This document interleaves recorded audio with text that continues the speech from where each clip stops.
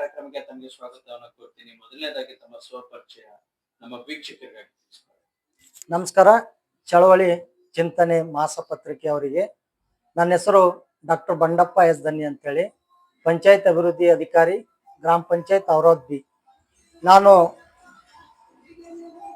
ಈಗ 3ನೇ ವರ್ಷ ನಾನು ಇಲ್ಲಿ ಅಭಿವೃದ್ಧಿ ಅಧಿಕಾರಿಯಾಗಿ ನಾನು ಕಾರ್ಯನಿರ್ವಹಿಸ್ತಿದ್ದೀನಿ. ಇಲ್ಲಿ ಈ ಒಂದು ಔರಾದ್ ಗ್ರಾಮ ಹೋಬಳಿ ಬರ್ತದೆ. ಇಲ್ಲಿ ನಮ್ಮ ಗ್ರಾಮ ಪಂಚಾಯತಿ ಔರಾದ್ ಗ್ರಾಮ ಪಂಚಾಯತಿ ವ್ಯಾಪ್ತಿಯಲ್ಲಿ ಬನ್ನೂರು ಮತ್ತು ಉಪ್ಪಳಂ 2 ವಿಲೇಜ್ ಬರ್ತವೆ. ಇಲ್ಲಿ ಒಂದು ವಿಶೇಷತೆ, ನಮ್ಮ ಗ್ರಾಮದ ಆರಾಧ್ಯ ದೈವಾದ ಶ್ರೀ ವೀರಭದ್ರೇಶ್ವರ ದೇವಸ್ಥಾನ ಇಲ್ಲೇ ಒಂದು ಪ್ರಖ್ಯಾತ ಏನು ಮಂದಿರ. ಅದರ ಜೊತೆಗೆ ಇಲ್ಲಿ ಮೇನ್ ರೋಡಿಗೆ ಸ್ವಾಮಿ ಸಮರ್ಥ ಅಂತೇಳಿ ಒಂದು ಟೆಂಪಲ್ ಬರ್ತದೆ. ಅದರ ಜೊತೆಗೆ ಇಲ್ಲಿ ನಮ್ಮ ಗ್ರಾಮೀಣ ಭಾಗದಲ್ಲಿ ವಿಶೇಷವಾಗಿ ನಮ್ಮ ಶೈಕ್ಷಣಿಕವಾಗಿ KPS ಕರ್ನಾಟಕ ಪಬ್ಲಿಕ್ ಸ್ಕೂಲ್ ಇಲ್ಲಿ ನಮ್ಮ ಔರಾದ್ ಇದೆ. ಅದರ ಜೊತೆಗೆ ನಮ್ಮ ಗ್ರಾಮೀಣ ಭಾಗದಲ್ಲಿ ಕಿತ್ತೂರು ರಾಣಿ ಚೆನ್ನಮ್ಮ ಅಂತೇಳಿ ಒಂದು ವಸತಿ ಶಾಲೆ ಕೂಡ ನಮ್ಮ ವ್ಯಾಪ್ತಿಗೆ ಬರುತ್ತದೆ. ಅದರ ಜೊತೆಗೆ ಕಂದಾಯ ಇಲಾಖೆ ಮತ್ತು ಇಲ್ಲಿ ನಮ್ಮ ಶೈಕ್ಷಣಿಕವಾಗಿ ಬಹಳ ಅನುಕೂಲ ಇದೆ ನಮ್ಮ ಇಲ್ಲಿ ಗ್ರಾಮೀಣ ಮಕ್ಕಳಿಗೆ. ಅದರ ಜೊತೆಗೆ ಏನದ, ನಾವು ಗ್ರಾಮ ಪಂಚಾಯತ್ ಅವರು ಕೂಡ ನಮ್ಮ ಈ ಶೈಕ್ಷಣಿಕವಾಗಿ ಮತ್ತು ಆರ್ಥಿಕವಾಗಿ ಮತ್ತು ಜನರ ಒಂದು ಮೂಲಭೂತ ಸೌಕರ್ಯಕ್ಕಾಗಿ ನಿರಂತರವಾಗಿ ನಮ್ಮ ಗ್ರಾಮ ಪಂಚಾಯತಿಯಿಂದ ನಾವು ಸೌಲಭ್ಯವನ್ನು ನೀಡುತ್ತೇವೆ. ಈ ಗ್ರಾಮೀಣ ಭಾಗದಲ್ಲಿ ನಾವು ಎಷ್ಟು ಕೆಲಸ ಮಾಡ್ತೀವಿ, ಅದರ ಜೊತೆಗೆ ಏನದ ಸಮಸ್ಯೆ ಕೂಡ ಅಷ್ಟು ಉದ್ಭವ ಆಗ್ತವೆ. ಅದರ ಜೊತೆಗೆ ನಾನು ವೈಯಕ್ತಿಕವಾಗಿ ಯಾವುದೇ ಸಮಸ್ಯೆ ಬಂದರೂ ಕೂಡ ಅದಕ್ಕೆ ಸ್ಪಂದಿಸ್ಲಿಕ್ಕೆ ನಾನು ನೇರವಾಗಿ ನಾನೇ ಏನದ ಅಲ್ಲಿ ಹೋಗಿಸಿಂದ್ರ ಆ ಸಮಸ್ಯೆಗೆ ಏನದ ಆ ಪರಿಹಾರ ಇವತ್ತಾಗಲಿಲ್ಲ ಅಂದ್ರೂ ಕೂಡ ಅದು ನಾನು ನಾಳೆ ನಾಡಿದ್ದು ವಿತಿನ್ ಟೈಮ್ನಾಗ ಏನದ ಆ ಕೆಲಸ ಕಾರ್ಯಗಳು ನಾ ಮಾಡ್ಕೊಡ್ತೀನಿ ಅಂತೇಳಿ ಜನರಿಗೆ ಭರವಸೆ ಹೇಳಿದಾಗ ಜನರು ಕೂಡ ಏನದ ನಮಗ ಇಲ್ಲ PDO ಅವರು ಅವರೇ ಹೇಳ್ಯಾರ ಅಂದಾಗ ಅವರು ಏನದ ಕೆಲಸ ಮಾಡ್ತಾರೆ, ಇವತ್ತಿರ್ಲಿ ನಾಳೆ ಕೆಲಸ ಮಾಡ್ತಾರ ಅಂತೇಳಿ ಜನರು ಕೂಡ ನಮಗೆ ಸ್ಪಂದನೆ ನೀಡ್ತಾರೆ. ಅದ್ರ ಜೊತೆಗೆ ಈ ನಮ್ಮ ಗ್ರಾಮ ಪಂಚಾಯತಿಯ ಮೂಲ ಸೌಕರ್ಯಗಳು ಅದು ನಾವು ಏನದ ನಿರಂತರವಾಗಿ ನೀಡುತ್ತಾ ಬಂದೇವೆ. ಇನ್ನು ಮುಂದೆ ಕೂಡ ನಾವು ಏನದ ನೀಡಕ ಬಯಸ್ತಾ ಇದ್ದೇವೆ. ಸರಿಗ ನಿಮ್ಮ ಪಂಚಾಯತಿ ವತಿಯಿಂದ ಸಾಕಷ್ಟು ಸೌಕರ್ಯಗಳನ್ನ ತಗೊಂಡಿದ್ದಾರೆ. ಸೌಕರ್ಯಗಳ ವಿಚಾರದಲ್ಲಿ ಬಂದ್ರೆ ಒಂದು ಹೆಮ್ಮೆಯಾಗಿ ಅನಿಸ್ತಕ್ಕಂಥ ಒಂದು ವಿಚಾರದಲ್ಲಿ ಬಂದ್ರೆ ನಮ್ಮ ಪಂಚಾಯತಿ ಕಡೆಯಿಂದ ಇದೆಲ್ಲ ಮಾಡಕ್ ಸಾಧ್ಯತೆ ಆಯ್ತು, ತುಂಬಾ ಖುಷಿ ಆಯ್ತು, ಜನಗಳು ಕೂಡ ಅನುಕೂಲತೆ ಆಗ್ತಾ ಇದೆ ಅನ್ನೋ ಒಂದು ನಿಟ್ಟಿನಲ್ಲಿ ಮಾದರಿಯತ್ತ ಹೊರಡೋದಕ್ಕೆ ತಾವು ಯಾವ ರೀತಿ ಪ್ರಯತ್ನಗಳನ್ನ ಮಾಡಿದ್ರಿ? ಈಗಾಗಲೇ ಮಾಡಿದ ಕೆಲಸಗಳು ಏನು ಸರ್?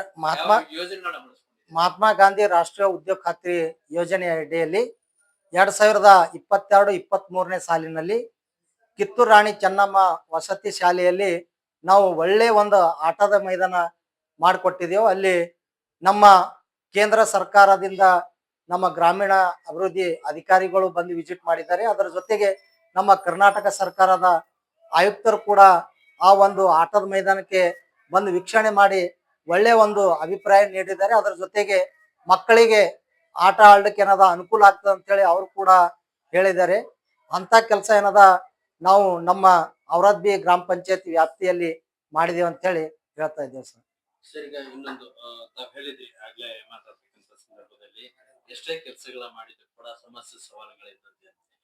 ಆ ಸಮಸ್ಯೆ ಸವಾಲುಗಳು ಸರ್, ಇದು ನಾವು ಗ್ರಾಮೀಣ ಭಾಗದಲ್ಲಿ ಏನು ಕೆಲಸ ಮಾಡ್ಬೇಕಾದ್ರ ನಮಗ ಸಾಕಷ್ಟು ಬಹಳಷ್ಟು ಸಮಸ್ಯೆಗಳಾಗ್ತಾವ. ಆ ಸಮಸ್ಯೆಗೆ ಏನದ ನಾವು ಸ್ಪಂದಿಸ್ತೇವೆ. ಸಮಸ್ಯೆ ಅಂದಾಗ ಕೆಲವೊಂದು ಟೈಮ್ನಾಗ ಏನದ ಮಳಿ ಬಂತಂದ್ರೆ ಎಲ್ಲ ಚರಂಡಿ ಏನದ ಇದ್ದಂತ ಕಸ ಗಿಸ ಎಲ್ಲ ಏನು ಚರಂಡಿಗೆ ತುಂಬ್ಕೊತದ. ಅದು ಚರಂಡಿ ಏನದ ಫುಲ್ ಆದಾಗ ನಾವು ಎಲ್ಲಾ ಗ್ರಾಮದಲ್ಲಿ ತೆಗಿಬೇಕು. ನಮ್ಮ ಸಿಬ್ಬಂದಿ ಇರೋದೇ ಏನದ 3ರಿಂದ 4 ಜನ ಸಿಬ್ಬಂದಿ ಇರ್ತಾರ. ಅವಾಗ ಏನದ ನಾವು ಬೇರೆ ಒಬ್ರು ಚರಂಡಿ ಅದು ತೆಗಿಬೇಕಂತಂದಾಗ ಬರಲ್ಲ ಸರ್. ಅದಕ್ಕೇನದ ನಮ್ಮ ಸಿಬ್ಬಂದಿಗಳದಿಂದ ನಾವು ಅದು ಕ್ಲೀನ್ ಡ್ರೈನೇಜ್ ಕ್ಲೀನ್ ಮಾಡ್ಬೇಕಾಯ್ತಂದ್ರ ನಮ್ಗ ಸುಮಾರು 1 ವಾರ ಟೈಮ್ ಹಿಡಿತದೆ ಸರ್. ಅವಾಗ ಏನದ ಜನರಂತಾರ, ಇಲ್ಲ ನೀವು ಬೇರೆ ಆ ಕಡೆ ತೆಗ್ದಿರಿ, ಅಲ್ಲಿ ಆ ಓಣಿದಾಗ ನಮ್ಮ ಓಣಿದಾಗ ತೆಗ್ದಿಲ್ಲ ಅನ್ನೋಂಥ ಸಮಸ್ಯೆಗಳು ಬರ್ತಾವ. ಇವೇ ಸಮಸ್ಯೆಗಳು ಏನದ ಅದಕ್ಕೆ ನಾವು ಸ್ಪಂದಿಸ್ತಾ ಹೋದೆವು ಅಂದಾಗ ಅದು ಇವತ್ತಿರ್ಲಿಕ್ಕೆ ನಾಳೆಗೆ ಮಾಡ್ಕೊಡ್ತೇವೆ ಅಂತ ನಾವು ಹೇಳಿ ಆ ಕೆಲಸ ಕಾರ್ಯಗಳಿಂದ ಕಂಪ್ಲೀಟ್ ಮಾಡಿ ಕೊಡ್ತೇವೆ ಸರ್. ಹೆಚ್ಚು ದೊಡ್ಡದಾಗಿ ಬರ್ತಕ್ಕಂಥ ಸಮಸ್ಯೆ ಸ್ವಚ್ಛತೆ ಸಮಸ್ಯೆಗಳ ಇದಾಗ್ತದೆ. ಸರ್ ಸ್ವಚ್ಛತೆ ಜೊತೆಗೆ ಏನದ ನಾವು ಈಗ ನಮ್ಮ ಏನು ಕಲ್ಯಾಣ ಕರ್ನಾಟಕ ಭಾಗದಾಗ ಕುಡಿಯೋ ನೀರಿನ ಸಮಸ್ಯೆ ಸರ್. ಫಸ್ಟ್ ಅಂದ್ರೆ ನಾವು ನಮ್ಮ ಹಳ್ಳಿಗಳು ಎಷ್ಟವ ಅಷ್ಟು ಹಳ್ಳಿದಾಗ ಫಸ್ಟ್ ನಾವು ಗ್ರಾಮ ಪಂಚಾಯತ್ದವರಿಗೆ ಎದುರಿಸ್ಬೇಕಾದಂತ ಸಮಸ್ಯೆ ಮತ್ತು ಅದು ಸವಾಲ್ ಏನಂತಂದಾಗ ನಾವು ಕುಡಿಯೋ ನೀರಿನ ಸಮಸ್ಯೆ ಸರ್. ನಾವು ಪ್ರತಿ ಒಂದು ಗಂಟೆದಾಗ ಎಲ್ಲಿ ಯಾವ ಸಮಸ್ಯೆ ಆಗ್ತದೆ ಎಲ್ಲಿ ಇಲ್ಲ ಅಂತ ಅನ್ನೋದ್ರು ಕೂಡ ನಾವು ಎಷ್ಟೇ ಈಗಾಗಲೇ ಏನದ ನಾವು ನೋಡ್ಬೋದು ನಮ್ಮ ಇದ್ದಂತ ನೀರು ಏನದ ಈಗ 300-400 ಏನು ಒಳಗಡೆ ಆಳ ಇದ್ದುದು ನೀರ್ ಏನದ ಕಡಿಮೆ ನೀರು ಬರ್ತಾ ಇದೆ.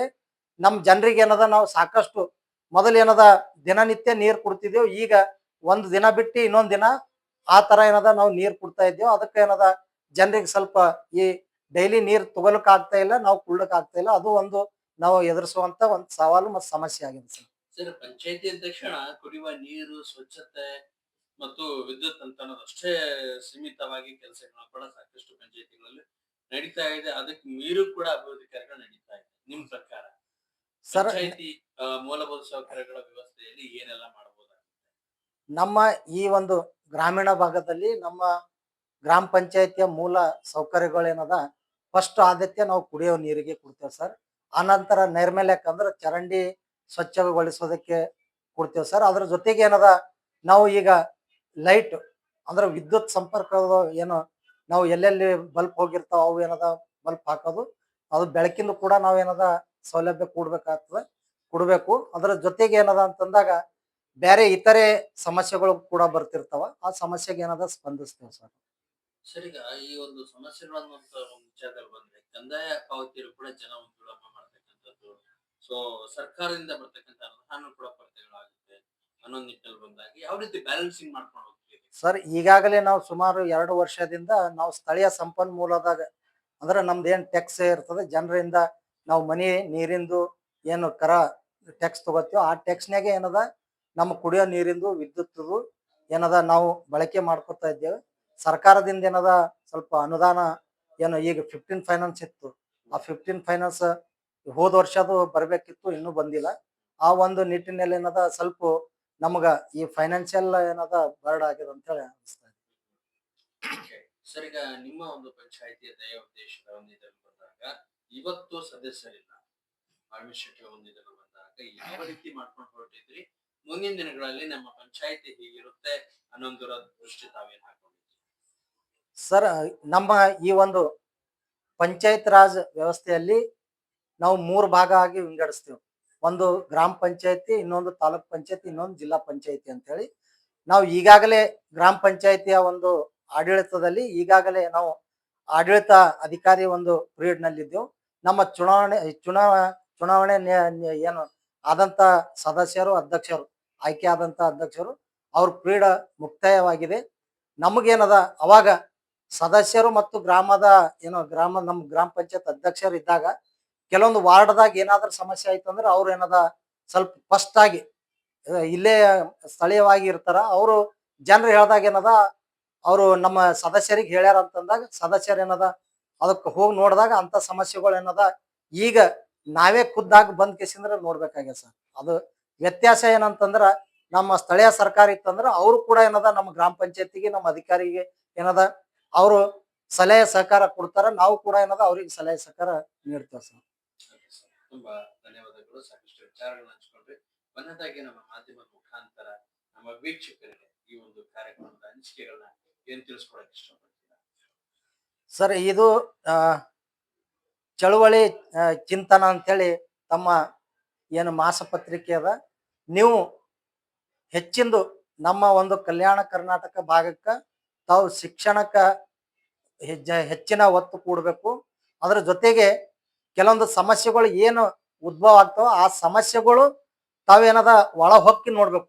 ಯಾರೋ ಒಂದು ಸಮಸ್ಯೆಗೆ ತಮ್ಗ ಮೀಡಿಯಾದವರಿಗೆ ಹೇಳಿದಾಗ ತಾವೇನದ ಅದು ಈ ಸಮಸ್ಯೆಯನ್ನು ಪರಿಪೂರ್ಣವಾಗಿ ಅಲ್ಲಿ ಅದಾನ ಇಲ್ಲ. ಕೆಲವೊಂದು ಟೈಮ್ನಾಗ ತಾವು ಈಗೇನು ನೀವು ಇಲ್ಲಿ ಬಂದಿರಿ ಹಂಗೇನದ ಸ್ಪಾಟ್ ಇನ್ಸ್ಪೆಕ್ಷನ್ ಬಂದಾಗ ಯಾರೋ ಒಬ್ಬರು ದೂರ್ ಕೊಡ್ತಾರಂತಂದಾಗ ಅದು ನೀವು ಸ್ವೀಕಾರ ಮಾಡ್ಬೇಕು. ಸ್ವೀಕಾರ ಮಾಡೋದಂತ ಅದರ ನಿಜಾಂಶ ತಿಳ್ಕೊಂಡ್ ಕೇಸಿಂದ್ರೆ ತಾವು ಜನರಿಗೆ ಈ ಒಂದು ಮಾಧ್ಯಮದ ಮುಖಾಂತರ ತಮ್ಮ ಪತ್ರಿಕೆ ಮುಖಾಂತರ ಏನಂತ ಜನರಿಗೆ ಎಲ್ಲಾ ರೀತಿ ಒಳ್ಳೆ ಒಂದು ಸಂದೇಶಗಳು ಒಳ್ಳೆ ಒಂದು ತಮ್ಮ ಮಾಸ್ ಪತ್ರಿಕೆದಾಗ ತಾವು ಕೊಡಬೇಕು. ಕೊಟ್ಟಾಗ ಏನದ ತಮ್ಮ ಈ ಪತ್ರಿಕೆ ಏನದ ಇವತ್ತಿನ ಈ ಒಂದು ಮಾಸ್ ಮೀಡಿಯಾ ಒಂದು ಸಂದರ್ಭದಲ್ಲಿ ತಾವು ಕೂಡ ಮುಂದಿನ ದಿನಗಳಲ್ಲಿ ಏನು ಹೆಚ್ಚಿನ ಏನು ಕೆಲಸ ಕಾರ್ಯಗಳು ಮಾಡಿದಾಗ ತಮಗೂ ಕೂಡ ಜನರು ಮತ್ತು ಅಧಿಕಾರಿಗಳು ಎಲ್ಲರೂ ರಾಜಕಾರಣಿಗಳು ತಮಗ ಸಲಹೆ ಸಹಕಾರ ಕೊಡ್ತಾರನ್ನೋ ಒಂದು ಭಾವನೆ ತಮ್ಮಲ್ಲಿ ಇಟ್ಕೊಂಡ್ ಕೆಸಿಂದ್ರ ಕೆಲಸ ಮಾಡ್ಬೇಕು.